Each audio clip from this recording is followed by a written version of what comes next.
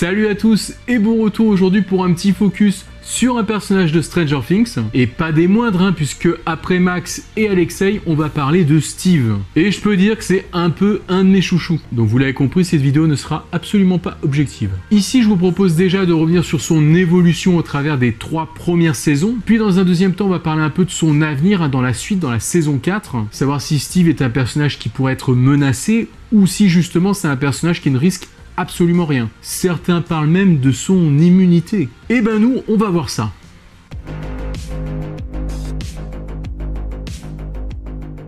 Bon déjà, on va pas se mentir, au début de la série, Steve c'est un peu le bad guy de service. Du moins la valeur étalon avant qu'on fasse connaissance avec Billy. Steve c'est le genre de personnage qui agace un peu. Doué en sport, avec la grosse cote de popularité qui va avec, il plaît et il le sait. Un peu narcissique, il se préoccupe pas beaucoup des autres. En plus de ça, parfois il devrait tourner sa langue 7 fois dans sa bouche avant de parler, il est pas très malin. C'est d'ailleurs l'un des premiers gros stéréotypes emblématiques des teen movies des années 80 introduits par les frères Duffer. C'est un personnage secondaire qui nous est familier. On a l'habitude de voir ce genre de gars dans les films, surtout dans les vieux films. T'as conscience que t'es un cliché à toi tout seul? En effet, il sort avec Nancy, qui pour sa part est réservée et bien plus studieuse que lui. Cette différence contribuera en partie à les éloigner. Et puis surtout quand Steve commence à s'en prendre à Jonathan. Bref, à la base, il était vraiment mal barré pour durer.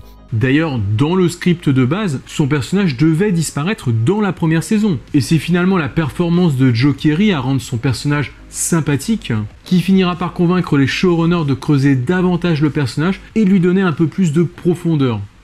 Bon ok, je retire ce que j'ai dit. En vrai, dès le début, Steve n'est pas vraiment un bad guy. Il est même plutôt du genre gentil et prévenant envers Nancy. Il s'inquiète même pour elle, mais alors du coup c'est quoi son problème ?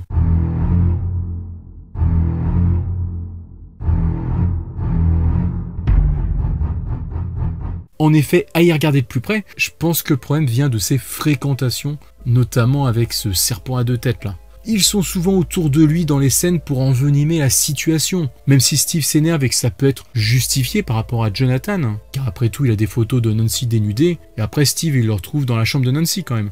Et ben les deux serpents, ils sont là, ils n'hésitent jamais à pousser Steve à aller plus loin, comme si ce genre de situation les amusait, quand c'est pas carrément eux qui prennent la main, comme avec les tacs sur le cinéma. T'auriez pas dû faire ça. Pas dû faire quoi? Tu sais quoi? Eux, y a pas à dire, ils sont vraiment toxique pour Steve. En plus, il traîne avec lui juste parce qu'il est populaire et qu'il a une belle maison. Bref, c'est des profiteurs qui ne servent vraiment qu'à le tirer vers le bas. Heureusement, il finira par comprendre et par s'éloigner d'eux. Alors bien sûr, ça ne veut pas dire que Steve n'a pas non plus de défauts, mais voilà, en cette fin de première saison, le personnage commencera à devenir plus humble, cherchant sa rédemption pour ses erreurs, et puis il sera même embarqué dans l'histoire principale qui se trame à Hawkins. Son évolution est en marche, annonçant déjà son entrée du côté des protagonistes principaux pour la suite. Début de la 2e saison, alors là, d'entrée de jeu, c'est très compliqué pour lui. Il s'en prend clairement plein la tête. Déjà, niveau études, c'est pas vraiment ça. Il commence même à caresser l'idée d'intégrer un job chez son père. Et c'est pas la mort. J'aurai une assurance santé, des primes et tous les avantages de la vie active. En plus, avec Nancy, qu'il aime pourtant sincèrement depuis le début, eh ben rien ne va plus. Il a beau y mettre du sien, elle lui envoie dans la tête que finalement elle ne l'aime pas pendant la soirée d'Halloween. C'est de la merde. Et pour couronner le tout, il perd son statut de mâle alpha dans le bahut, avec l'arrivée d'un vrai bad guy pour le coup, Billy, qui semble être meilleur que lui autant en sport que pour faire la fête.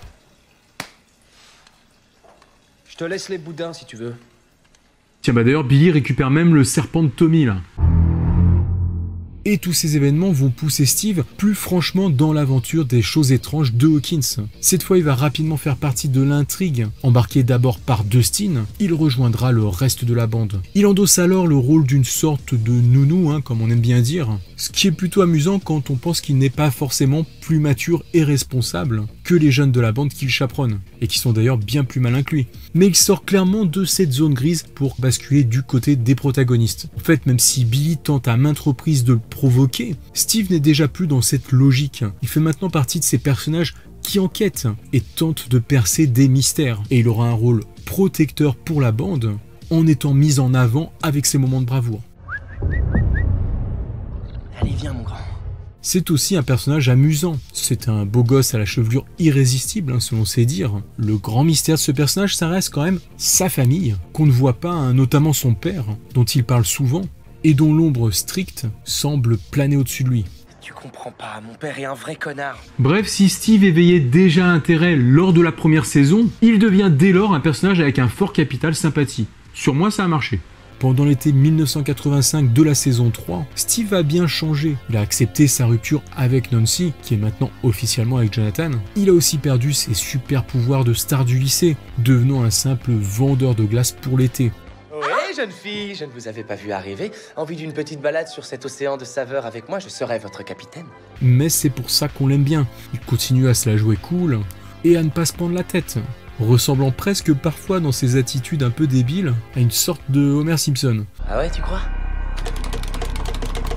Mais son rôle de comic relief lui va comme un gant. Perso, il me régale à chaque fois. Surtout qu'au final, il a aussi ses éclairs de génie. Et finalement, ses mauvais coups de la première saison, sa rupture avec Nancy, ont fait avancer le personnage. Il choisit mieux ses amis, quitte à ce que ce soit une bande de jeunes. Il entretient une franche amitié avec Dustin en particulier. Bref, c'est juste un garçon qui a envie de s'amuser, de faire le pitre, mais en même temps, toujours prêt à aider. Après, ce qui est particulièrement savoureux dans cette saison 3, c'est que sachant qu'il n'est pas franchement un génie, il passe malgré tout le plus clair de son temps aux côtés des intellos de service, tels que Dustin ou alors Robin qui n'hésitera pas à le chambrer, ainsi qu'Erika qui s'avère très maligne et persuasive. Et du coup, au milieu de ce petit monde, Steve se retrouvera souvent à côté de la plaque. Carrément le pire espion de l'histoire de l'espionnage, tu le sais ça? De toute façon, Steve au final c'est pas quelqu'un de susceptible, il prend volontiers les coups, puis d'ailleurs au sens figuré comme au sens propre. Au final, la clé de son personnage c'est qu'il est un garçon entier, il pense à un truc, il le dit direct, mais il a un grand cœur et puis il laisse parler sa coolitude avant tout.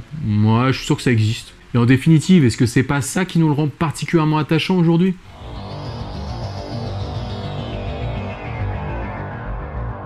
Bon alors c'est bien beau tout ça, mais maintenant il va falloir penser à l'avenir de son personnage. Personnellement je pense qu'il y a encore matière à le faire évoluer. Si avec Robin ça semble fermé, et avec Nancy mort et enterré, ou alors tiens, est-ce que ce serait pas possible que Nancy se réintéresse à lui par exemple si elle se dispute avec Jonathan? Ouais, bon ça semble quand même improbable.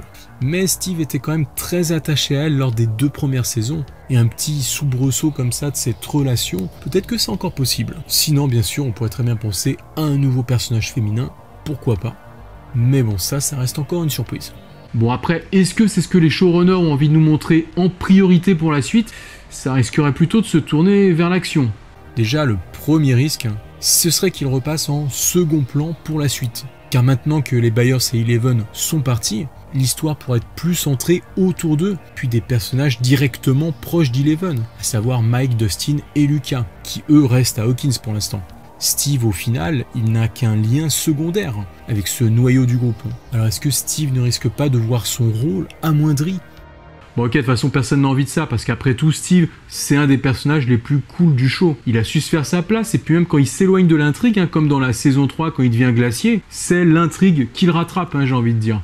Et elle va devenir de plus en plus intense par la suite. Et avec le reste de la bande, Steve a quand même vécu des choses très intenses qui renforcent les liens. Du coup, à l'inverse, plutôt que de le voir un peu sur la touche, est-ce qu'il ne risque pas justement d'être en premier plan, voire un peu trop en premier plan, donc d'être particulièrement menacé, vu qu'on l'aime bien et que c'est un personnage populaire?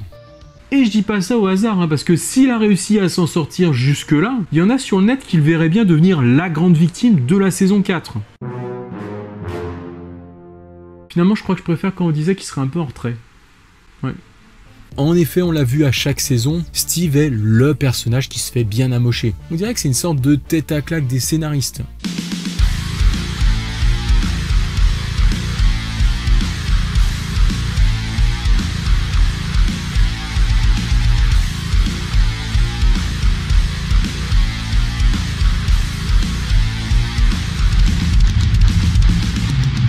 Au final, je pense que c'est largement le personnage qui se prend le plus de coups devant Hopper qui est pourtant surtout là pour l'action lui. Alors forcément on se demande est-ce que à la fin il va pas finir par rester sur le carreau. Adieu Steve, rip. Même si Dustin sous-entend qu'il a un peu conjuré le sort en gagnant son dernier combat. T'as gagné un combat? Et c'est là qu'intervient le providentiel Shawn Levy, 3e showrunner de la série. Il avait déclaré avant la saison 3 que tant qu'il serait à la prod, il n'arriverait rien à Steve, enfin rien de pire que des coups. Ce personnage est donc son protégé en quelque sorte, et il ne veut pas qu'on le fasse mourir. D'ailleurs en plus il semble réellement apprécier l'acteur, car il a même fait participer à l'un de ses films entre 2 saisons.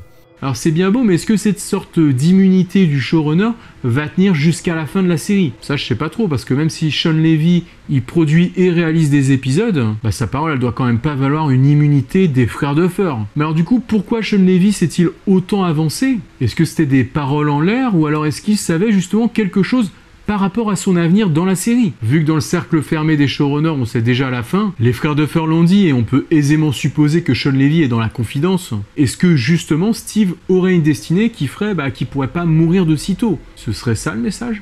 Ou bien est-ce qu'au contraire les compteurs sont remis à zéro maintenant pour cette saison 4 et qu'il aura autant de risques qu'un autre d'y passer, voire plus, vu que Steve il est du genre à s'exposer, à prendre des risques. Finalement, il est peut-être pas si intouchable que ça pour la suite.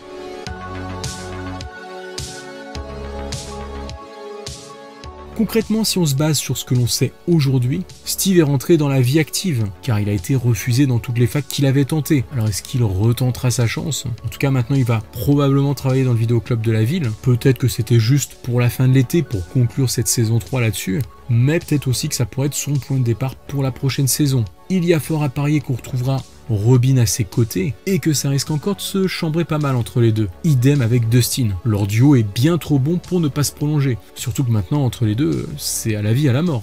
Si tu meurs, je meurs avec toi. Ok.